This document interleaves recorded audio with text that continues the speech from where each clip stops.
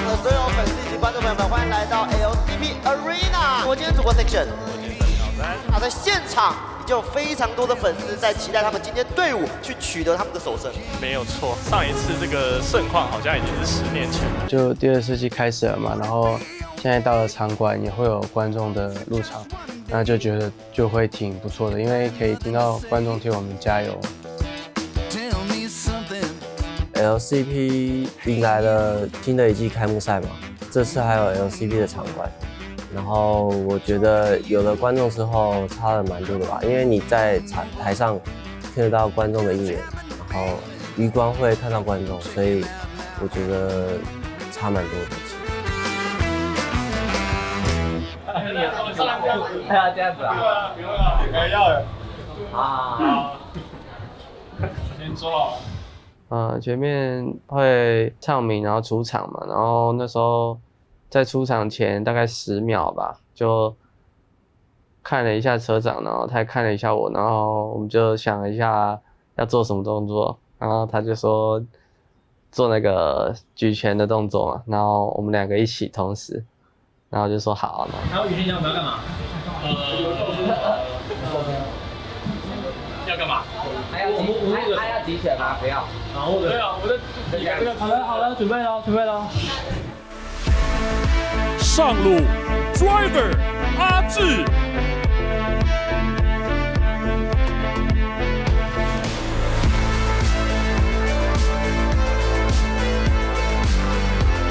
打野俊佳 Persa。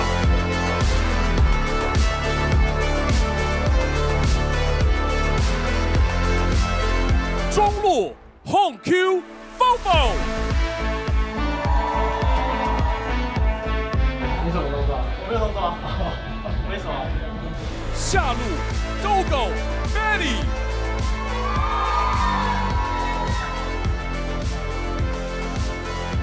你有想到吗？我跟你做一样的。为什么？好。辅助开 Win Udi。要吗？不要。那你要吧？不要。我们等一下还要再打吗？教练 Charlie 柯基。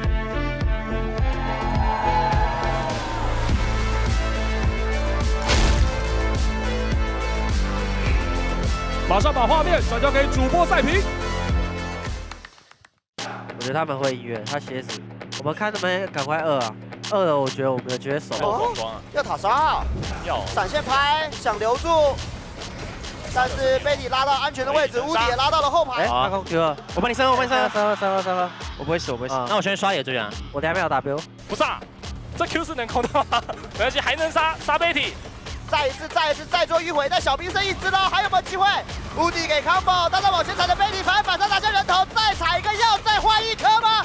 没有换到，2个1滴血的先锋人员跑掉了。哇，ID， 哇！可惜，这么差一点吗？上次对上 CFO 是在 First Stand 的最后一场吧，然后这一次有遇上，然后其实能感觉出来 CFO 现在就是状态非常好，然后玩的也都非常的团队，就是他们的想法非常的多，他们的阵容上也都处理得很好。TP 了，先3的 T， 3的，一整没一，帮绿红打一下。我不会出事。Driver 来，先行开车撞到了牛，留住了乌迪被留住被击杀，但后面还有阿兹一个人被压到了墙边。A 这死啊！你慢慢来。拉掉吧，好，拉掉。要走啊，你们没闪的要走。好像暗闪了。才离开，不过这边位置 Driver 超硬，开启鬼步，开始追击，缓到风暴，巨虎尾面再锤一个。下一台车俊佳也来，2台车往前一撞，把塔红的 Fofo 给拿下。但我会觉得啦，不要来比较好。带比较好。我们第一场阵容的话，就是比较像是依赖我们阵容上一些前期的优势，像是我们会努力去拿6重，然后让关去分推，然后但是我们就是前期的时候就是发生了不少的小失误嘛，然后那个塞恩就是我记得他 TP 下来也拿了2颗头，然后我们的关也没有办法去突破他，感觉就是我们前期的一些音乐没有做得很好，导致整个局面拖到了他们想要的后期。最终是一个斩杀，再度出现 CFO 19比7、20比7，拿下第1场比赛胜利。他家爆了呀！那我们去死呗！他为什么能踢下来啊？他家爆了呀！就我每次来，然后到最后是我走不了，他可以走。他们一走就爆。然后我们聊一下 PP 吧。目前 CFO 已经取得了第1场比赛胜利，而来到第2把，当然也轮到塔隆的直边。选飞爱好啊，CFO 就喜欢玩这种双 C， 就2个 C 位的阵容的话，飞爱直接先锁一个头。哦哟，凯莎先拿着。好啊，锁头阵选出来啦。其实第2场我们预计本身就是大概率会是这样的阵容，那就是一个重牌。所以你会看到我们有个菲爱，然后雷兹，然后甚至凯莎这样。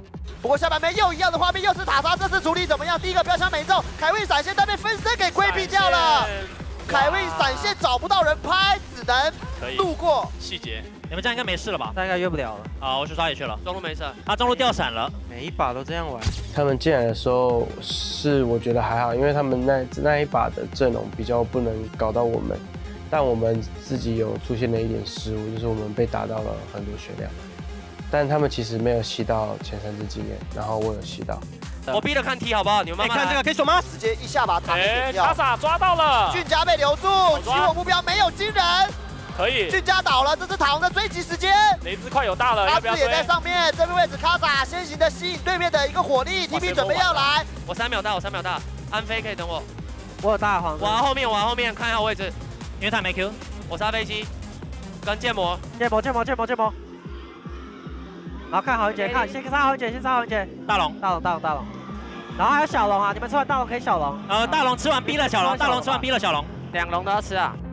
其实我觉得那段时间开始，我们的打团已经就是有显露出我们的优势了。比如说我的手头或是安比萨的手头，我们已经可以去突破对面的一些 C 位或是打野了。然后那个时候就是我感觉他们也是觉得再拖下去也不太好赢吧，因为他们那时候已经被我们锁了好几次了嘛。然后他们可能有点太急着推那个上2塔，然后被我们找到机会了。